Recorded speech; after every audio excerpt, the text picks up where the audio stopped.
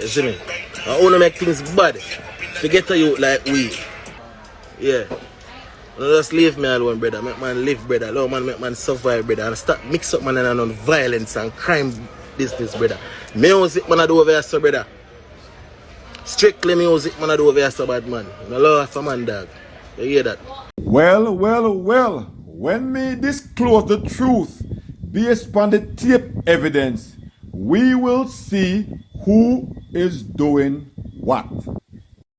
Bless up, and welcome back to Entourage Records. If you're new via here, please consider subscribing and turn on your post notification bell so whenever I make a new upload, you can be the first to be notified. We're not itch, we're not hold it, we are going straight into it. While Jman was in the hospital, the Lauderhill police first secured a warrant for his arrest and filed the necessary charges, as in count 1, premeditated murder by the first degree, and count 2, same thing, and them state both victims' government names. So the Lauderhill police has filed an affidavit to the court, and this is what it states. On Wednesday, October the 19th, 2022 at approximately 9:20 p.m., police officers responded to, in reference to a shooting. Upon arrival, they located 2 black males lying on the ground. One line is left side in front of the above named location, both with multiple gunshot wounds. Officers immediately cleared the scene to make sure there wasn't any active shooters still on the scene. The protocol, them just forward upon the scene and think they have to clear the area. Make sure them go to them 1, 2, 3, them ABC. Make sure to them clear on a certain perimeter and make sure say the shooting and everything subside, nobody around the building and stuff like that. After the clearing, the scene was safe to enter. A crime scene was established and the rescue team entered the crime scene to assess both victims. Both victims was pronounced dead by their injuries at approximately 9:28 p.m. by the rescue team, and the victims received multiple gunshot wounds to include the head and the face. Upon further investigation, them identified both victims' government name through them driver's license. Also, a witness told the police officer who advised them that there were 3 adult black males and they are known to frequent the area. She later advised the police that she observed a black vehicle backed up directly in front of the residence and multiple black males alighted from the vehicle. But the Lauderhill Police Department, they make it clear, so them see all what go on. They must them see the footage because them see exactly what transpired before the shooting, and them saw what happened after the shooting. And them also say, when them search the scene, them see 1 victim located on the southern portion of the roadway. In his front waistband was a handgun with extended magazine. In his left front pocket was another extended magazine. He was identified as black, but this wasn't really specific exactly which one they really are talking about. So, according to the medical examiner, approximately 8 bullets defect to the body as he was wearing a ballistic panel, which is basically, and they insert him a van. Saying the second victim was located feet away and he was also found with a handgun. And there were also 8 bullet defects found in the body, and he was wearing a bulletproof vest. So the second victim has a full bulletproof vest, full metal jacket on. So we know, say, like them always fall upon the street prepared. But these men that attack them have to be their friend and have these information prior, because we are going to find out exactly where these victims got the SHOT, because they get none in the vest them. They were all, melon. You know me I say? Pumpkin. Enough rifle and handgun round they find in the parking lot. Them scattered right round at the parking lot. And multiple vehicles had, bullet defects. So the police stated that they viewed a footage from one of the neighbors and them see everything. Them see from the deceased men them before the incident, and one was sitting in the car and the next one was outside of the car, which was identified as a 2012 Infiniti. So the police them say one dark car pull up the parking lot and a man, exit out of the vehicle with a tight-fitted blue jeans and a black shirt with a balaclava. Basically, something over a mask or something. So the man them, Fort Lord, a muscle man, them reach for them guard, saying at first, but after that, when them realize that, them stand down. After jman followed out of the vehicle and start talk to Fort Lord and muscle man, the next three man them followed up and start talk to them as well. And them start talk for a few. So when the four man pop off on the victim who went and stand up outside the car and him drop, and the first person who followed out of the vehicle, him drop same time as well, as if the same bullet when knock the first victim, knock J-Man same time. And what he did is he run gun side out to the back of the apartments, as if in the shock when the binds touch him, and that was just basically theme reaction. When him forward now, see the victim, one of the victims on the ground, and him knock a couple in him before him go in the car. So the police stated that them find droplets of blood from J-Man in blood trail when him go around at the back of the apartments. Them find in blood trail when the waiting car there they wait for him. When I back of the apartments, the police said them find him in blood on the green electric box. So viewers and subscribers, I want to listen to this now. Here why police them say, it seems like while them watch the video footage, it appears that none of the victims were able to fire off any shots. All the shots came from the four individuals in the black sedan. You can imagine that, man? Fort Lord and muscle man not fire no shot according to the video footage where the policeman them watch. They don't get a chance to do nothing. When they surprise them with the first one, they empty out upon them to ensure say them take them out. They don't fire a shot. So check this out. So we know that the incident go on the Wednesday, saying the 19th. So the Thursday, the 20th now, the police subpoena the Florida Woodmont Memorial Hospital on University Drive in Tamarack for the surveillance footage of the man being dropped off at the hospital. So upon receiving the video footage, the police observed that approximately 9:38 p.m., approximately 10 minutes after the double homicide, a black sedan which matches the same description at the scene of the homicide drops a black male off at the hospital with a GSW to the neck. The vehicle matches the same description and the distance from the crime scene to the hospital is approximately 6 miles. But here what now? That is not the nearest hospital. The nearest hospital are Plantation. So them in a Lauderhill, see? And Lauderhill and Lauderdale Lakes and Plantation, they're right next to each other. It could have taken them 3 minutes or less for either go Sunrise or go pan Oakland and go 441 and reach Plantation real quick. Them not do that. Them go University. Them go down a Woodmont, which is further. See? But at the same time, every GSW is investigated. The hospital have all right and reason to call it in. So J-Man walk into the hospital with one towel around his neck, seeking assistance for a GSW.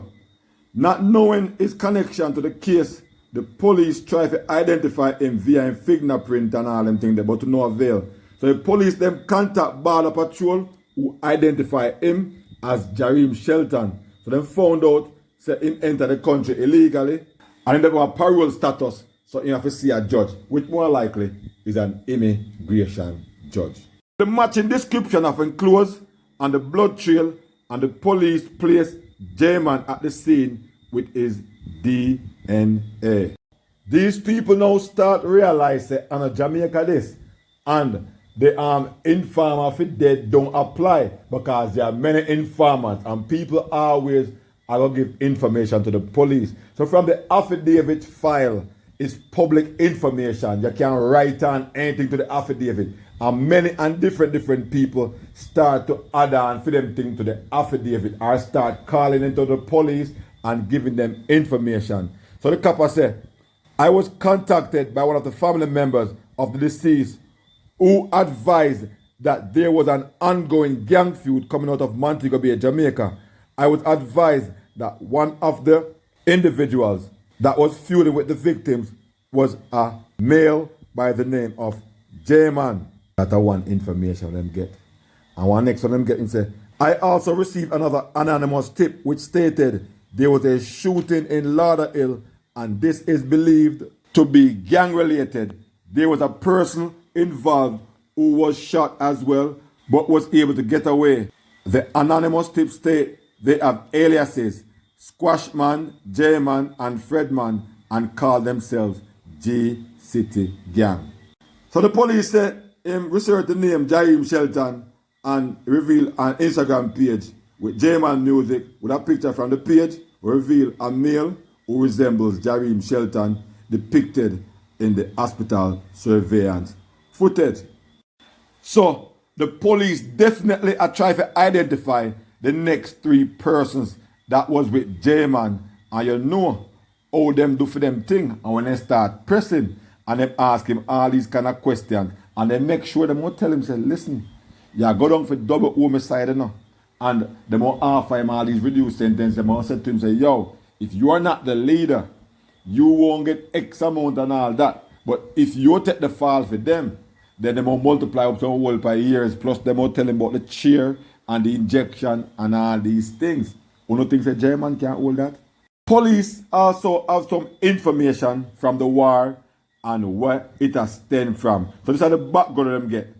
They said this ongoing war started in the island of Jamaica in a place called Salt Spring, Montego Bay. One gang is called the Bad Breed, the other gang is called the Bossed, and the third is called the Six.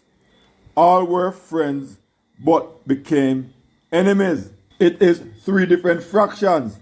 Bad Breed is led by Maurice Brown, aka Ramos, who according to a source is now based in Atlanta, Georgia. Bossed is comprised of Jman, Raymond, and Fredman. Six is led by reggae artist Andre Whitaker, stage name Squash, who has merged with the Bossed gang with an intent to try to take down Ramos. All these men are wanted for murder in Jamaica. So this is an anonymous tipster who was replying to the court's affidavit filed by the investigating officer. Saying, so we don't know, say, I mean, all what I'm saying, not really are true or have to be true. So this is his tip and theme information where he might give the officer. So them go on further and said, these gangs squared off recently in a club in the Garden. Six along with Bossed traded bullets with Bad Breed gang. Word on the streets, Muscleman is a hired gunman which freelances his work to the highest bidder. So them tag Muscleman as, you know, as a hitman and thing. So if so, that's one of the reasons why Jman them would have be wary of Muscleman. And basically that's what they're trying to say, that probably was Muscleman trying to set them up. Squash, Muscleman, Jman and Fort Lard, they are all friends. It was said Squash was doing or talking about a drug deal when someone SHOOT after Squash who was grazed by the bullet. From there he felt like Muscleman got paid from Ramos to set up Squash life. So it is said that Squash friends, which is Jman, Fredman and Raymond, went to look for Muscleman when they found him in Blueberry condos. Fort Lard was there talking to Muscleman when the others opened fire on them. So viewers and subscribers, video footage reveal everything we go on this. So we know now, say, the man them pull up now the sedan and a Jman forward first and then the next three man them afterwards. Then we know, say, the next two man them Fort Lord and Musselman not even get to spend a round because all other rounds forward from the foreman them were highlighted out of the vehicle. We also learned that when the first pellet go off, it knocked 2 man one time. See? It got 2-1 and knock one. So J-man get a touch off of one in his neck. And him shocked or him frightened. He run going at the back of the house. Bleeding from that, there was the electrical thing around there, one green electrical thing as I must say, and in DNA or in blood droplets drop on that. We also learn, say, when I walk up to the vehicle, or prior to walk up to the vehicle, we learn, say, input two in somebody where we don't know if they pass away already, or him did I make sure, say, them DEAD, the coroner's report will make we know because they will know exactly when them investigate. We also learned that they did not go to plantation, see, on the same vehicle where them identify on the footage, drop off jman or Woodmont Memorial of a university. They have not identified the next 3 persons, but with J-man in custody, we never know. Remember how police work. The first thing they're gonna do, because them already look on the IG and them see who they see. So they are going to connect the next 2, Fredman and Raymond, and you never know who else they might think was the 4th person. And I say, but you just never know. You just never know. Because, remember, you know, many of these players want to do things and say, them they do it, rather than have somebody else. So you never know who else was there in that vehicle. We don't know. But with J-man being locked up and being offered about 300 years plus the chair and thing, we don't know what's going to happen here. But as soon as I get it, I will definitely give it to y'all. We've come to the end of another video. Thanks for watching. Please like, share, and subscribe to the channel for those who haven't done so as yet. Also, please turn on your post notification bell so whenever I make a new upload, you can be the first to be notified. Peace out, bless up. I'll definitely catch you in the next one.